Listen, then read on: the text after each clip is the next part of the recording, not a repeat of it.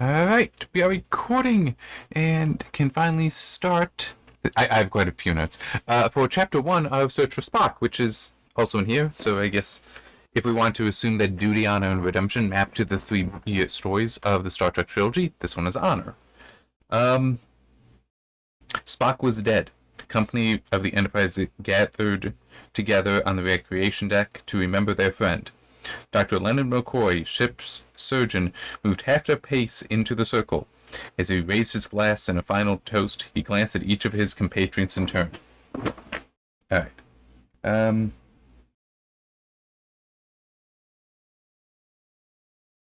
Okay. There's a lot that goes on, so this is definitely going to be a long video. And I might end up skipping around some. So, they are holding a wake, largely for Spock and Peter, but also for the crew, well, for not just the crew, but those who were killed by Khan on the regular one Space Lab. Although that's true, have they actually gotten... This is like the next day, it seems. So, yes, it is the next day. It is stated that the day before is when Spock's body was launched out, so the funeral. So have they actually gotten back to setting off of 5 to pick up Reliance crew yet? Presumably not. Anyway, by the way, I should also mention a lot of stuff in this doesn't necessarily align with the movie, which I'm fine with. I have no issue with that, because it also means that some stuff that I was concerned wouldn't be able to be in the movie, but would be interesting, we are seeing here. So I'm happy. I'm sure things will come together, but we'll see how it goes. I'll also mention now, even though it's only explained a little later, it was Bones and Scotty that came up with the idea for the wake and forced it to happen. It doesn't go well. It's like all McCoy can really manage to do is just to Spock.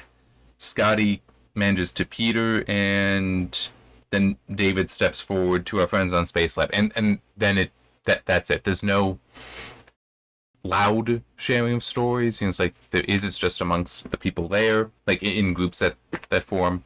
There's also the issue that the bulk of the crew are cadets. So Peter, they would know as a friend. Spock would have been their teacher, not necessarily friend.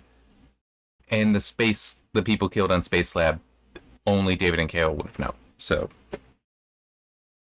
one thing though that I do like here, everyone else drank. McCoy put his glass to his lips. The pungent odor of Kentucky bourbon rose around his face. He grimaced. The liquor was raw and new, straight out of the ship's synthesizer. He had nothing better. The Enterprise's mission had been an emergency, an unexpected voyage into tragedy, and Leonard McCoy had come most poorly prepared. I just like how it's putting that, but also something that's occurred to me. I'm actually going to pause. I will share the note later, but it needs to be shared later, so I'm going to pause the video for a moment. Okay. Actually, I need to scroll back up in the notes. Okay, so what have I got here? Yeah. Whose stupid idea was it to have a wake anyway? McCoy wondered. Oh. Who thought this would help? And then I remembered. Oh, right. It was me and Scott. Also does mention that the two had spent all day preparing it for the wake. The synthesizer had tried to keep up with their programming, but it was badly overloaded. Then explains that while the ethyl alcohol is easy enough for it to make everything that goes with that for liquor, the computer just doesn't know how to handle that, so, at one point, Bones actually gets onto a chair, then onto a table, is very unsteady and knocks over some bottles. But he has to declare for everyone to hear, "This is a wake, not a funeral," he said, then stopped, confused. Somehow that sounded wrong. He started again. "We're here to celebrate the lives of our friends, not to mourn their deaths." Everyone was looking at him. That bothered him until he thought, why did you get up on the table if you didn't want everyone to look at you? "Grief," McCoy said slowly, "is not logical." By this point, Kirk has come over and is trying to get him down, but grief is not logical. "Whatever possessed you to say such a thing?" Kirk said angrily. Even the anger was insufficient to hide the pain. Don't know what you mean, McCoy said. And finally gets helped down. Sulu comes over to David, which... Okay. And this is actually odd. Now, I will grant it has been many years since I had any CPR training. Approaching a decade. But Sulu comes over to thank David for saving his life. And it's true I did resuscitation on you. It's also true that I did it wrong. I'd never done it before. I'm not a medical doctor. I'm only a biochemist. I don't know what he did wrong. As I said, it's been like a decade, but from what I can recall from being described there, artificial breathing and chest compressions, those, I'm pretty sure what they were describing, they were correct. Now, you can do the chest compressions in the wrong spot, and also you could be doing the breathing wrong, like if you don't make sure that the head is tipped correctly so the airway is clear and open. But I don't recall any suggestion of that. Anyway, nevertheless, I'm alive because of what you did. Whether you erred or not, you kept me from death or brain damage. I still screwed up. Like I may have screwed up everything I've done for the last 2 years, David thought. It might not matter to you, Sulu said, but it makes some difference to me. He turned away. Actually, doesn't turn that far away. And David apologizes for his tone. He's just upset. And then Sulu does give him some advice about basically what's going to happen next. He says there's going to be a lot of people coming to him, a lot of questions, and a lot of compliments. And Sulu's warning him, the questions may seem like they're critical to you, and so that'll upset you. It's the compliments that are going to get to you more. So be prepared for that. Sort of you're about to be growing up real fast. Here's some advice so you better understand how you should be handling this.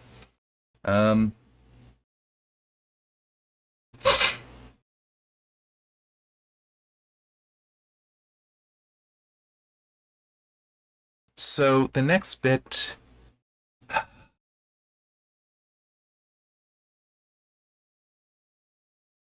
Just realized I typo there. Okay.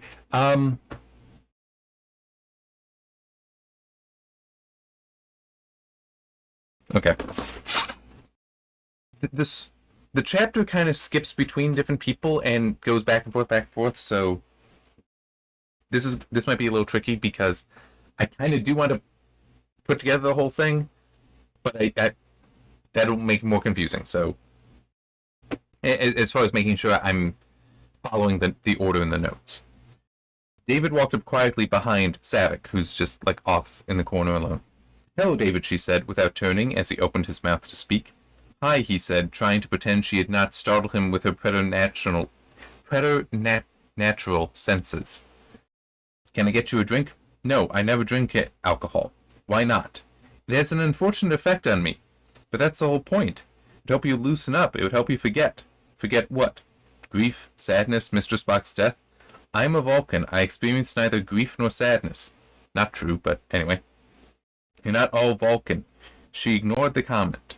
In order to forget Mr. Spock's death, David, I would have to forget Mr. Spock. That I cannot do. I do not wish to. Memories of him are all around me. At times it is as if he... She stopped. I will not forget him, she said.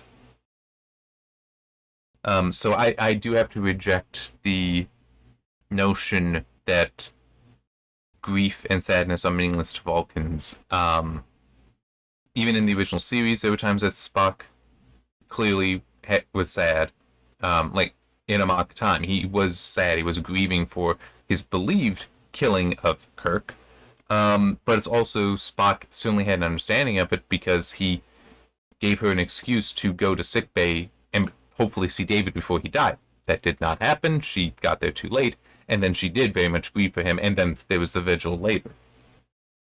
For both of them. But, David keeps pushing on her about, what could possibly happen when you drink? You do not want to know. Sure I do. I'm a scientist, remember? Always on the lookout for something to investigate. She looked him in the eye and said, straight-faced, it causes me to regress.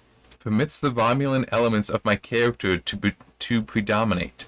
David grinned. Oh yeah? Sounds interesting to me. You would not like it. Never know until you try. Have you ever met a Romulan? Nope. You are, she said dryly, quite fortunate.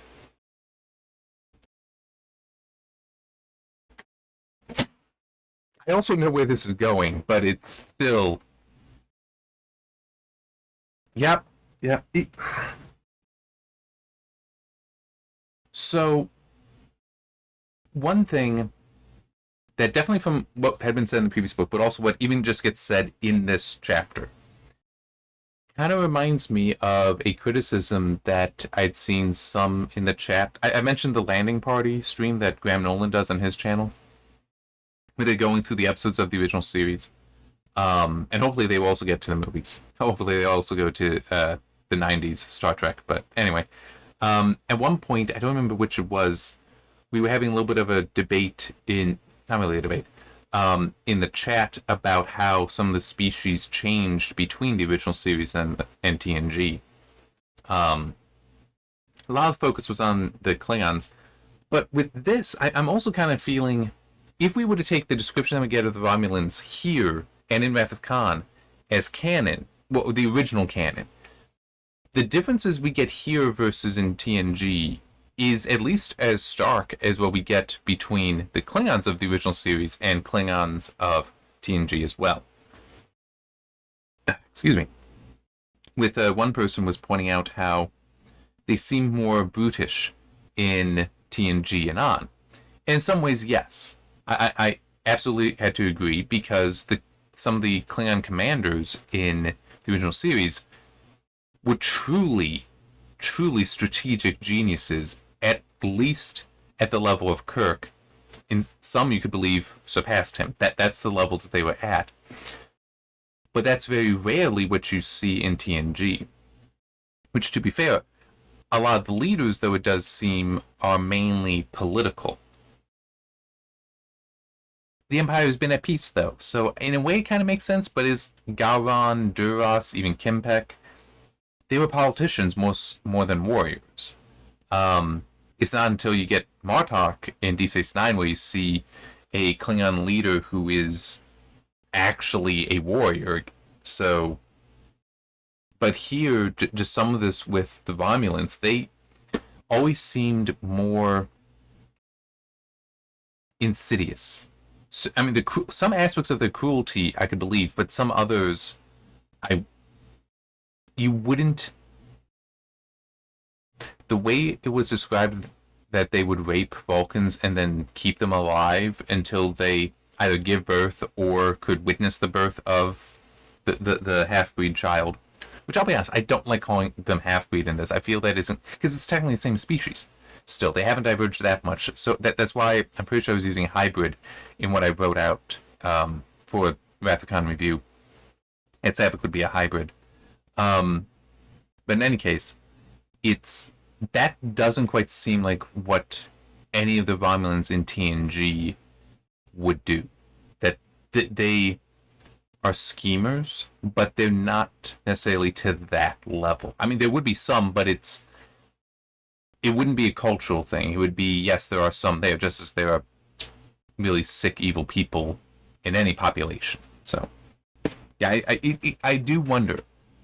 I do wonder about that. And maybe through these books we will get more a sense of the Romulan culture and see, is it in fact that TNG would be in contradiction, TNG and on, would be in contradiction to these novelizations. But to be fair, the novelizations are not necessarily considered canon, informative, but it's still not necessarily canon. That's one funny thing about a lot of film novelizations, and I'm pretty sure this is also true for the Star Wars novelizations, that even though they are based on the movies and on the original stories for them, they are not the true source. The true source is films. So it's... which makes it awkward when it's like the book gives more information, a lot more information, and if the book is better.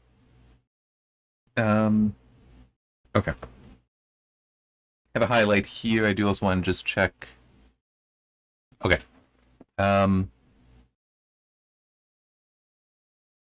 Christine Chapel is not at the wake. It doesn't get into any specifics, but just that basically she decided that the hard time dealing with McCoy and Scotty being upset with her for not coming would be easier than the hard time of being there. It is not explained why, but in the original series, she loved Spock. Like she was interested in him. She was romantically attracted to him. That never came to anything. And so, yeah, it would make sense because I want to say at some point it was apparent in the original series. I think it was also in the motion picture novelization that McCoy and Kirk were aware. So Spock was also aware. Spock did know. But it was this isn't going to happen. That didn't stop her from still having feelings towards him. But yeah, some of them did know. So, but it was still secret. And yeah, I could definitely believe that she couldn't be there because she could not let that secret be exposed. And I would absolutely agree with that because I could see it being for that to come out and be known by more than their closest friends, by those who would keep it in confidence. It would be a betrayal of what they did have, of what their relationship was, and she would never suffer that. Like it would destroy her to betray the relationship like that. So yeah. Do also get one thing here that is interesting, and I need to keep looking because, like I said, a lot of things are you're going to be going back and forth. So I do need to pay attention to my notes as well as the highlights. I think every note I also have been getting a good habit of also tying it to a highlight, but yeah. Okay. So Saavik did not give Spock's casket the desired course. It says here that Kirk had wanted it to enter into the atmosphere of the Genesis planet such that it would burn up. But Saavik had disobeyed his order. Instead, she programmed a course that intersected the last fading resonance of the Genesis effect. When the coffin encountered the edge of the wave, matter had exploded into energy. Within the wave, the energy that had been Spock's body coalesced into subquarkian particles. Thence, in almost immeasurable fractions of a second to normal atomic matter. He was now a part of that distant world. He was gone. She would never see him again. But it does also mention that yet somehow, despite how illogical it is, she still feels like he's around. So this, and there's another mention later of how the Genesis planet did not form as expected. So this is, she's introduced, and this I'm also adding on to it. Carol wouldn't allow the test planet to have any life on it or even preanimate matter. Now, potentially that was just for ethical reasons. It could also have been for technical reasons. That maybe living matter or nearly living, would interrupt the matrix somehow. So his body, which would be not pre-animate, post-animate, though, I mean, technically all the amino acids and such to form together for life are still there, but also the bacteria on the casket and such, and on and in his body, those would still be alive, potentially, for a while yet. So maybe that's part of the issue that will come up with the planet breaking up, as we know from the movie. But also, this at least explains, because it always seemed odd, the whole, oh yes, the young Spock and the planet are tied together, so they're both aging rapidly, and it's like, it always seemed kind of a, yeah, that's just happening. Don't think more than that. It always seemed like that to me.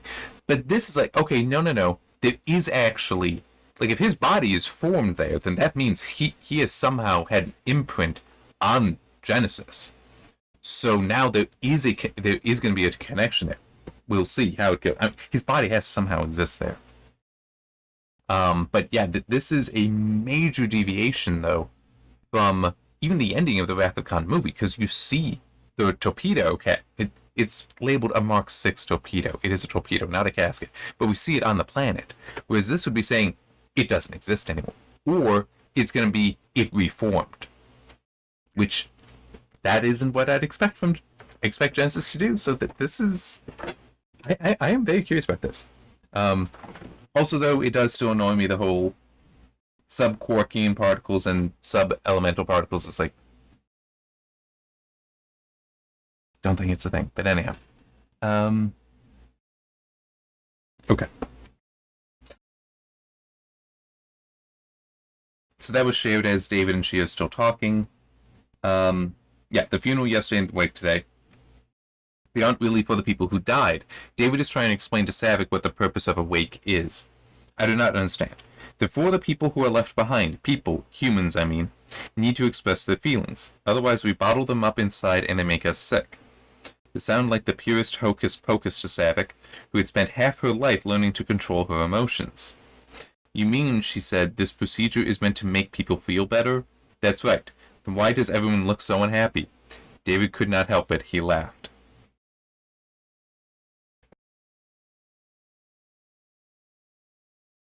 Okay, I'm going to attempt to reconcile something here, because I've said many times before, I will continue to say it. Vulcans all are an emotional species. They are, in fact, in some situations it does seem they are described as being more deeply passionate than humans. In some ways are envious of humans that we can express our emotions without them ruling us. We can't have these passions that don't control us, whereas Vulcans they would be controlled. So how can I reconcile that with what was just said there, that she's confused about, well, we always repress our emotions? It's like, well, not necessarily. Because they can be in control of them, which can be different from repressing them, bottling them up. But also, Vulcans very likely have rituals. Well, as I've said many times before, their logic is a religion, and there are rituals in it, but they may also have personal rituals that will be that release for them, where it is something private, it is not public, but it could be that they have just conditioned themselves for that. It would be basically the same idea as somebody saying a prayer to find comfort, even if they say it just alone, or if they say it silently to themselves, saying that to bring them comfort. That is still addressing their emotions. It is still keeping you from bottling them up and them making you sick. It still is addressing that, but is being done in a private way. That could also be applied to Vulcans. It is my explanation, is my way to reconcile that Vulcans do still have these emotions, and humans, we want to be able to express them publicly, but yeah, we can also do it in private. We just sometimes we don't want to. No, we probably should have, because this goes poorly. The whole wake. So Carol is there as well, and she is most uncomfortable. And it's just like sitting in the couch off to the side. Oh, by the way, this is in the recreation area, which we see in the motion picture, where the crew sees the footage, the initial footage of V'ger, and then the destruction of Epsilon 9. It's also where, and I'm sorry, I can't help but repeat it because I absolutely hated this stuff in the motion picture novelization. Talk about how it's used for friendship. It has many uses as a recreation area. For friendship, for relationships, for romance, and for sex. It's like, what the hell, man? You should have stopped at for romance. Because, I mean, when you're saying for sex, are you saying that you actually got people having sex there in a public spot? I mean, it's... But it's that place. That's the location. So if you look at those videos, yeah, that's it.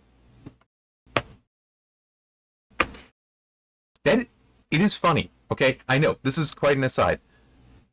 There's a part of me that as I think about the motion picture more and more, it is those points that annoy me that come to mind most. And it makes me wonder, did I put it in the wrong category? Should I not have given it just a 0 for failure to recommend? Should I push that to -1 or even into the recommend against? But it's like, no. Nope. Those are the things I'm still remembering because they're the ones that annoyed me and so attached in my mind most firmly. But there were still other things in there that I did like. Okay, it's just I'm just remembering the bad stuff. That's all it is. There were plenty of other things in there that I did enjoy, so no. It's not, I don't need to change that. Alright, yeah, so Carol's upset there, and Kirk goes over to try to comfort her some, talk to her some. And we get a revelation that, and also, before the revelation, there's also the element that Carol doesn't feel this is the way to honor her friends who died on Space Lab. Which... Actually, was that here, or... Maybe it's around here, I think. But, let me just... Yeah, maybe later, but it's still... Just to help explain why she's in a bad mood. That she's like, well, this may work for 2 members of Starfleet, but not for her friends. And it's like... While I can understand that, I'd also be one to say, and I know I put this in my notes, so maybe it is just like, because I'm not seeing it directly there. Just be like, you know what? Shut up and dive in, okay? That, yeah, maybe you think this isn't the most appropriate way, but unless you had that more appropriate way, I'm going to go and do it. Just make this for them anyway. Or maybe do both. Maybe do both. Nothing wrong with that. But don't be like, well, this isn't right for them, and I'm just going to sit here. It's like, no, that's going to make everything worse for you. Okay, that would be the whole emotions bottling up.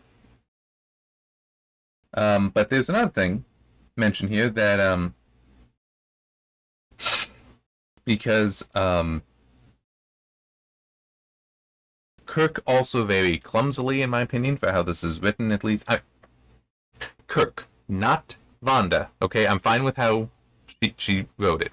And by the way, I said previously with Wrath of Khan, I was hoping that with this, her writing skills would maintain. Thus far, yes, it is very much still the same style, and I'm very happy with that. But yeah, Kirk is kind of fumbling with, and I don't think he should be doing this either, but basically a what about us kind of thing with Carol. It's like, dude, I'm just saying, dude, there is no us here, okay? The best you can hope for is a renewed friendship so you can stay in your son's life and the life of your son's mother. But view it that way. She is your friend or your son's mother, not anything more, okay? It's like... And he is doing a bad job here, because it's like he's maybe, you know, that maybe there could be something there, but then it's revealed that, you know, it's not like, yeah, how did she even put it? Do you think you're so great in bed that no woman would ever want another man after you? Do you think I've spent all these years just waiting for you to come back? No, of course not, but stopped. But we were good together once, and we're both alone. That was the wrong thing to say. Because, yes, she is alone, but for a very specific reason. A reason I find awkward, but because she then reveals that she and Vance were lovers. And it's like, really? I'm unsure about that one, because my impression was that the majority of the scientists were closer to David's age, not her age. And just, it's a little unusual. Older woman, younger man. Now, I could be wrong on that. But I can also believe that this was added in. At one point, in Wrath of Khan, Del and Vance now have the idea of, we'll wipe everything but the game. We'll leave just the game there so they do find something on the computer. As in, like, just a final joke kind of thing. They were talking together and really, really liking this, and she came in, and they've been up for over 24 hours trying to secure Genesis and all that. And she's like, I am not in the mood, guys. And they just sit her down, and he just goes over to her and is just working her shoulders. And they share the plan. She's like, all right, I'm good with this. And she is also appreciative of the shoulder rub.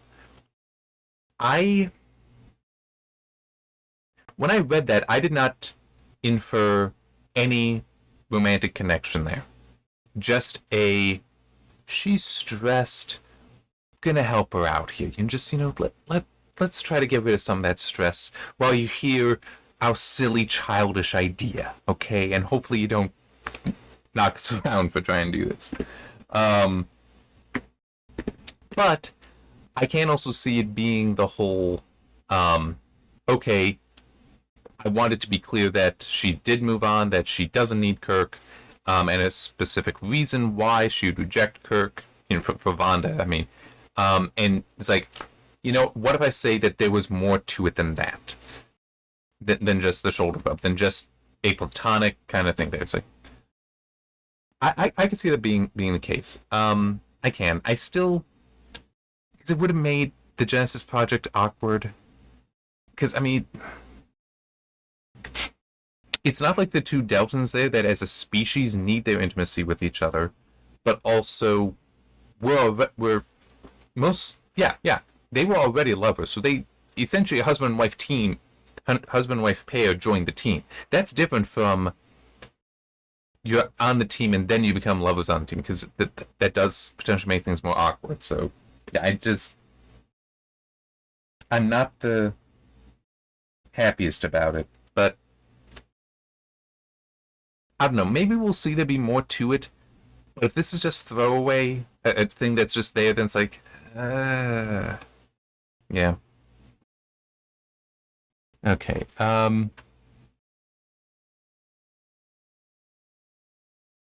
okay, so now we're back to Saavik and David talking.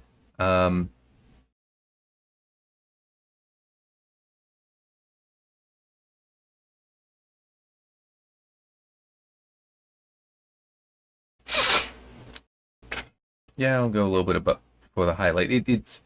There were definitely times where it's like, I could highlight entire pages. I'm not going to do that, though.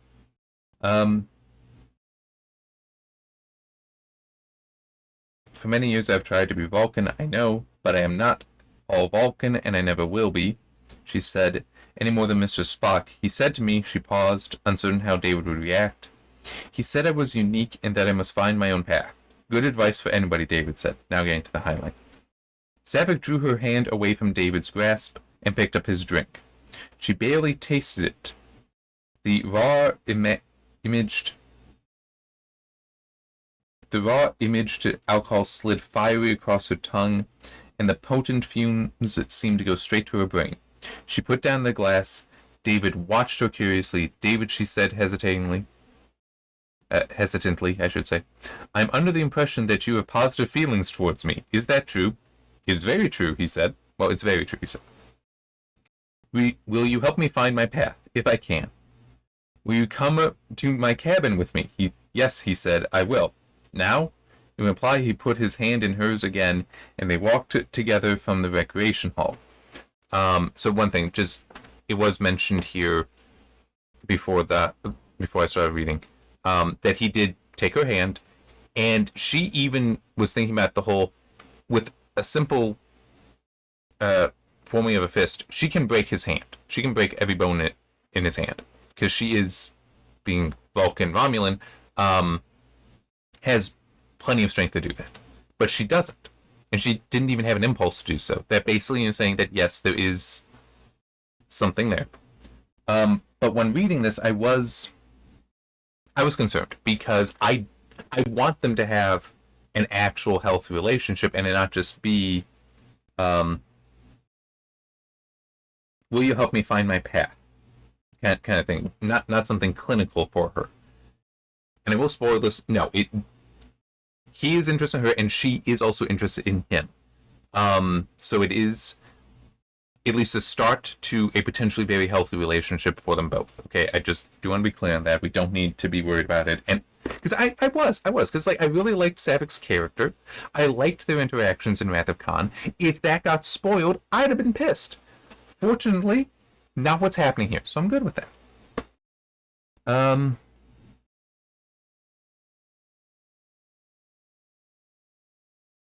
Okay. So yeah, they leave.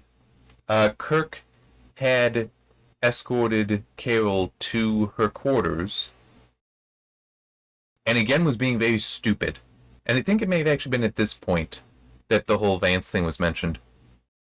Hang on, let me go back. Wasn't that far back? Yes, okay. It was outside of her cabin that she had said that. So it was earlier when still in the rec hall that she had complained, at least internally, that this isn't right for my friends. But then, like, outside, because he's like, can I come in? It's like, dude, no. I mean, especially when you consider that the day prior, 2 days prior,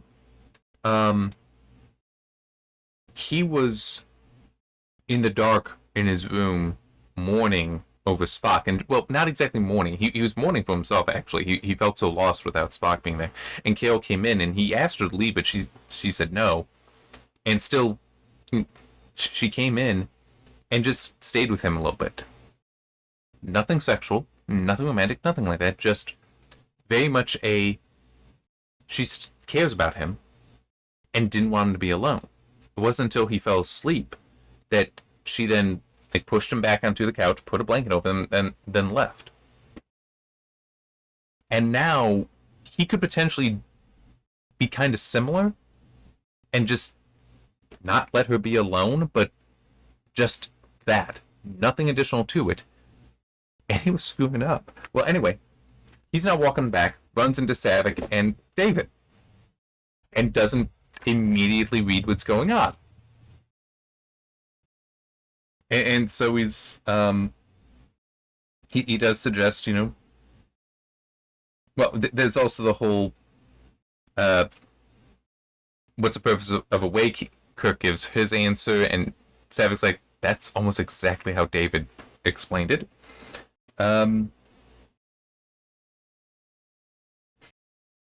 But then he says, I was going to the observation deck instead of heading back to the rec area.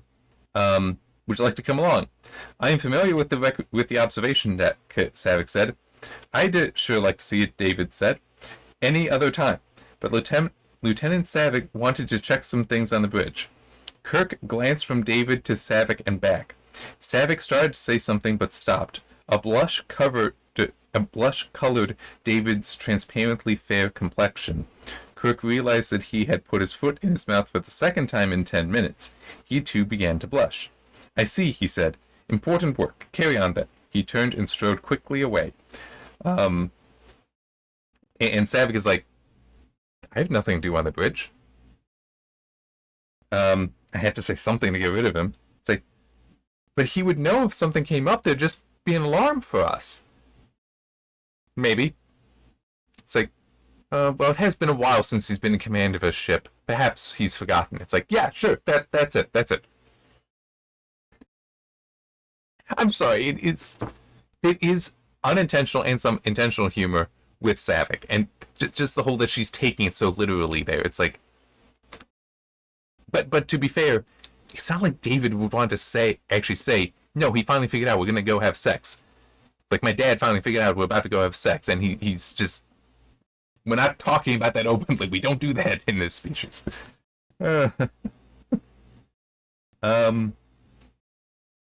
Okay, so there's also then a mention here that, hang on, okay, that both of them have, how did he put it? I passed all my exams in biocontrol. That's what he said. And she also says, I always regarded learning to regulate the reproductive ability merely as an interesting exercise until now. Her voice trailed off.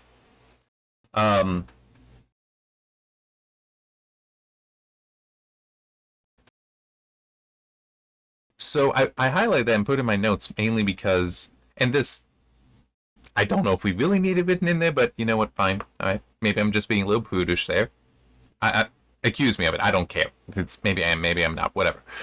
But from this, it did make me wonder, because of the speculation from the movie, that when the young Spock body is going through Pon farr, it is implied that she satisfies that biological need for him, and that then there's the question of, is Saavik pregnant with Spock's child following Search for Spock, and when she is left on Vulcan after no, in the beginning of Voyage Home. And it does make me wonder, because in this, to regulate reproductive ability, will this come up later, as in her either in making sure that no, she would not be pregnant, or actually allowing it to happen? Don't know. It's also one of those things, though, that is just a fan theory, whether or not she is or not. Except for that reunification thing that some people did, that actually got the actress from Search for Spock back, and had a man next to her who was also made up as a Vulcan, and the implication being that yes, this is Spock's son. Okay, now we've got another thing. Okay, well, Kirk is at the observation deck looking out at the star, which still pisses me off. We start getting some other stuff about how Genesis device didn't necessarily go as planned, because it was never designed to be used on a nebula. It worked, but it was meant for a planet, or the interior planet, something solid, not a nebula.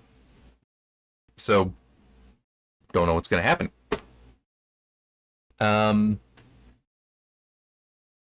It also mentions that there are still remnants of the nebula, which I have a little bit of an issue with, because it said the wave would continue out into a hard vacuum, which that would, you'd think, get all the nebula. Yeah. It does also confirm that yes, the star was made, and again, that I got a problem with, because why was that in the programming if it was only going to affect a planet that already had a star, that planet that was in a solar system? Yeah. But anyhow, now we have two different reasons already for why the Genesis world is not correct, that there's something off there. In the movie, there's a reference to proto-matter being used. So we'll see. Is that also brought up as a reason? Could it be all of these are reasons why it falls apart? We'll find out. But also a little bit of a mention here that Kirk is particularly interested in finding out what comes of Genesis, and he wants to know himself. Like, it's not just a let's find out what happens, but I want to be there to find out. Okay, so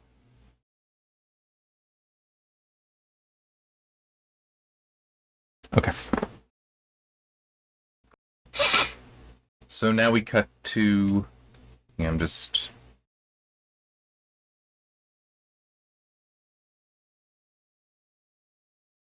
okay. I'm just trying to check for what all remains.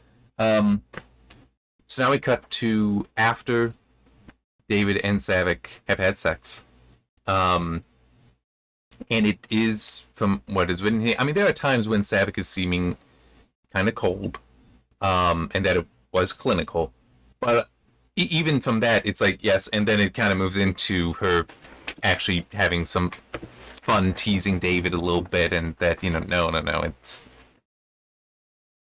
This is more than just clinical.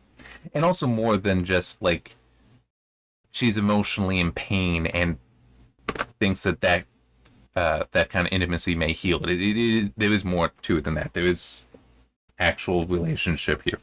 But anyway,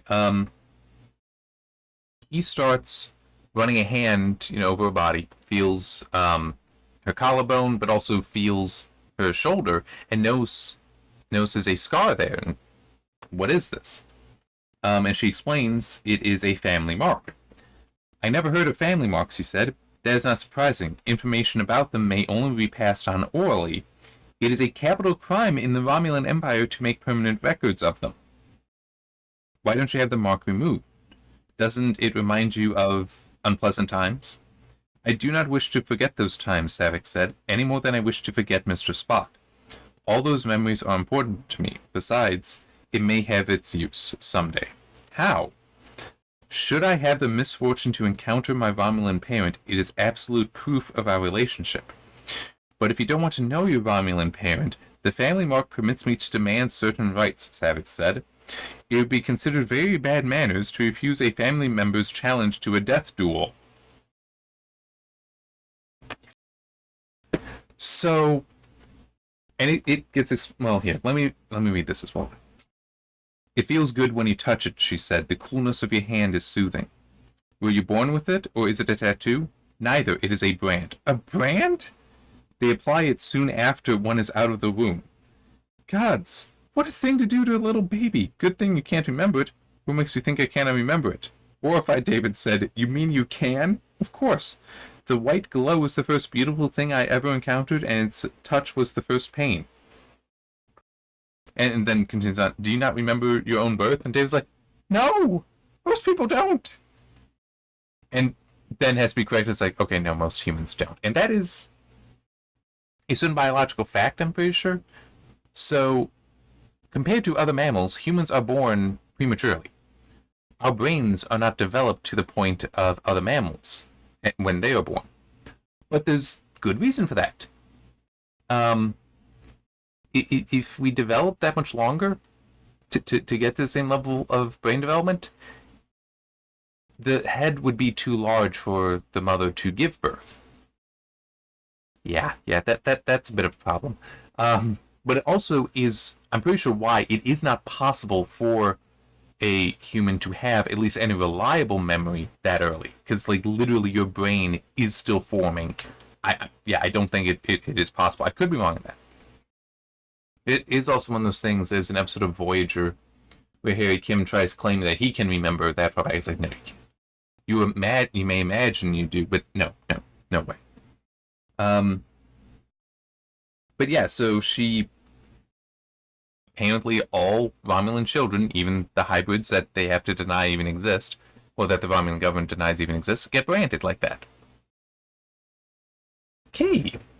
This is one thing that I'm pretty sure does not survive into TNG, but then I don't believe there's ever a time that one of their shoulders are ever revealed. Like that, even an injured Romulan, their clothing is like never torn. It's just like a beat up, bloodied face. So, yeah.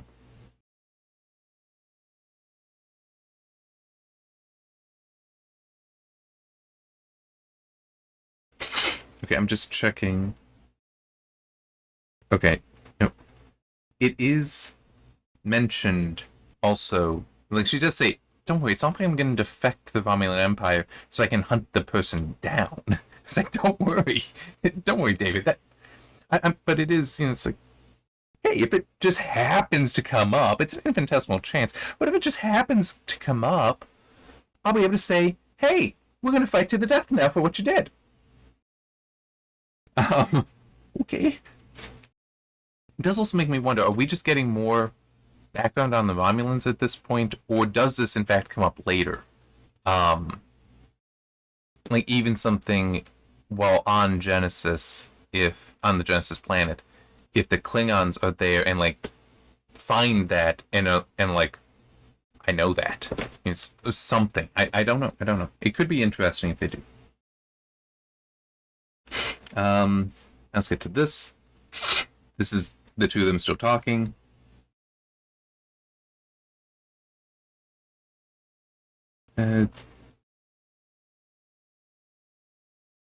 Yeah, so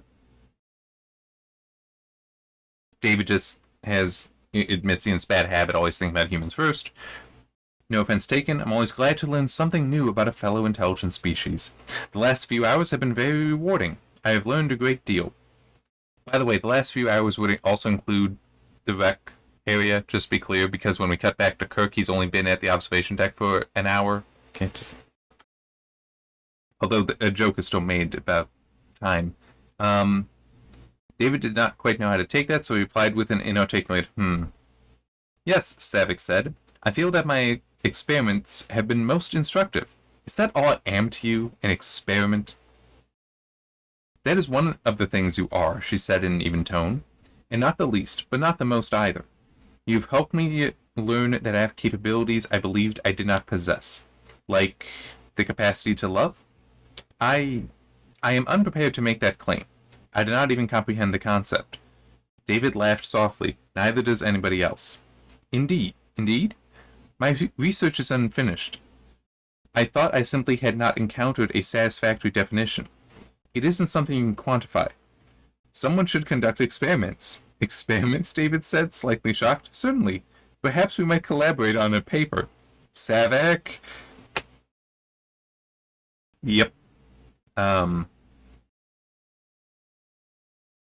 then it does continue to just, as I said, a little bit of a joke about timing here, about length of time. It is, well, hey. I've heard a speculation. I'm curious to know whether it's true or merely apocryphal. Alright, what speculation is that? It is said, she said, that Romulans are insatiable. Would you care to test this hypothesis? Why don't we do that? Terrific, David said, but there was also just... David laughed. He reached up and touched her face in the dark. He traced the lines of her lips and found that she was smiling. She had just discovered another capability that few people would suspect her of possessing. She had a terrific sense of humor. So, it's off on the right foot with this relationship. And as I was saying before, because I really, really like her character in Wrath of Khan, and the interaction she had with David, I'm very glad that this is not already being broken. So, some stories, some writers would be very tempted to do that, especially when considered that with the movie, none of this is suggested for them. It's actually funny because I watched Wrath of Khan just earlier today.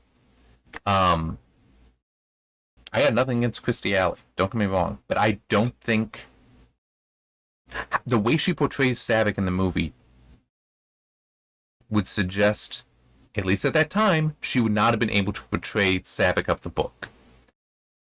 I can't remember her name, the actress who plays Savick in Search for Spock, played it in a very Vulcan manner. Very cold and even, such that none of this would make sense from that version of the character either. So that was part of the reason why I was concerned that we might not have the Savick-David relationship at all, that it would be somehow destroyed very quickly. It's not the case, so I'm happy, because I want to see it being good, and so far, so good. So now we get back to Kirk, he was on the observation deck for an hour. He's now come back to the recreation area because basically it's a long day ahead of us tomorrow. I need to make sure that people are conscious tomorrow, that that they're not just nursing hangovers. So he goes there to start dismissing the people, mainly cadets, because it was a training mission initially, remember? He's just going around dismissing them. And then finally it gets down to just McCoy, who's like passed out in a chair over there, and Scotty, who, in his grief and drunkenness, has cornered a cadet and is just talking to him incessantly. But it is revealed who it is. Aye, Captain. Life down makes sense sometimes. I was just saying to Granny here, it's the good ones that go before their time. The moment I read that, it was like, oh shit, are we gonna get a payoff from this setup? I hope we do. Because,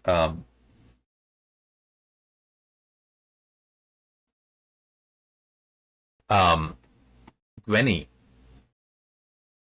Peter's station was secondary, was the secondary backup auxiliary power station. Granny's was the backup auxiliary power station. when they were attacked and auxiliary power was taken out, Grenny's station next to Peter's is the one that lit up. That's the one that was supposed to take over. But Grenny fled, Peter stayed, and in fact had to do some work so his station would take over for auxiliary power, skipping over Grenny's. So Grenny was Peter's friend. Grenny was supposed to basically do what Peter died doing, and instead he fled. I can believe Scotty doesn't realize that it was just Grenny's the one that he cornered. But holy shit, the pain that Grenny must be in. Even if he realizes Scotty doesn't know. Still, like, this is the man, this is the boy's uncle who's talking to me about this. And I can't escape, and I ran from him. If I had stayed, maybe Peter would be alive. If I had stayed, maybe Peter would have been able to leave. And I would have died. It's like all sorts of things going on. I really, really hope we get something more from Grenny, because it's just...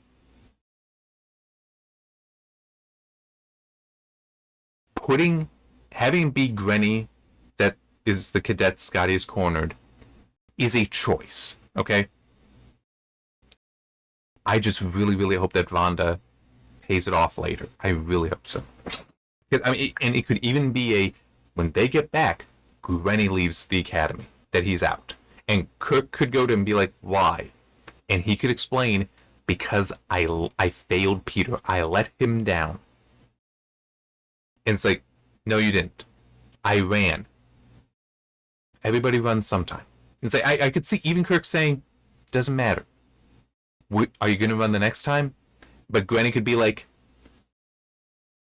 I failed him. It doesn't matter. I can never trust myself because I will never forgive myself. You could do so much there. I really hope we get something. And as I said, it is a choice to include Grenny, to use Grenny here. So hopefully it just pays off. And I'm confident. I can't be wrong. I'm more than 50% confident. I'm just not fully confident that Vonda will.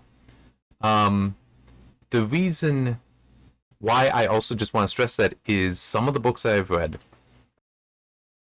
like certainly with some of the prequel trilogy, the original trilogy Star Wars, well, maybe, but even in like motion picture, they were written badly, where you would have something like that, where it's like, yes, you'd have Grenny there, but then there'd be no payoff.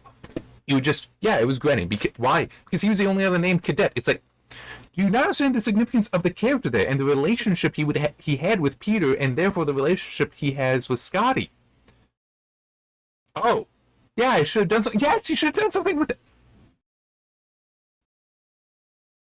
But Wrath of Khan was written so well. I am confident in Vonda. So I'm looking forward to it. Really hope I'm correct. All right. So Kirk goes over to try to get McCoy, who he's out. Eventually, Kirk just like pulls an arm over to lift him up. Come on, old friend. Jim dragged McCoy's arm across his shoulder and hoisted him to his feet. McCoy sagged against him and muttered a few more words. Jim froze. What? McCoy straightened up, swaying, and looked Kirk directly in the eye. Using a metabolic poison as a recreational drug is totally illogical. McCoy collapsed. And that's how the chapter ends. So, we already had with the whole grief is not logical. It seems that Spock is poking through already with McCoy. And that again. And this is catching Kirk. It's like, what the heck? But here's where the note that I had to add, that I paused the recording earlier to add in. Bones wasn't, I don't think I said it, but Bones was never actually taking a drink of that bourbon. He would raise it, and it was the fumes that were getting to him, but he never tasted it. He never got a taste of it. He never drank it. Spock never drank either. Well, In the movies, it said he never drinks. In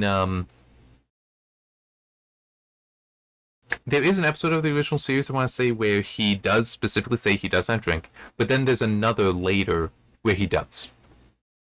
But yes, it. So I wonder if that was also Spock poking through to prevent McCoy from drinking because Spock would not. So I don't know.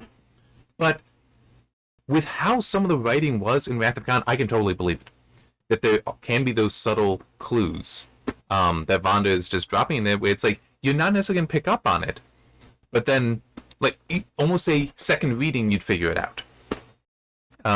Like how in the prologue for Wrath of Khan, the mention of the ionized gas messing with sensors and how that's exactly what happens with the nebula later. Sulu being injured killed in the test and then actually killed, if not for David, in the battle with Khan. It's like that there are sufficient similarities that it's had to be intentional, but I don't think that's clear that that's what's going on there. And unless it is, you're taking notes and you're having to talk about it like I've been. So I remembered the prologue by the time I got to chapter 8. I think it was chapter 8. So either that, or you just read it again and be like, oh, that was there. So, yeah. Alright. Yeah, I had to add that note because, like, maybe. Alright, so chapter 2 will be next. I am definitely looking forward to it. Yeah, definitely am. Not only for some of the stuff, it's like, ooh, are we going to do this? Are we going to do this? Are we going to do this? But also because it was accurate. My hope thus far has been fulfilled that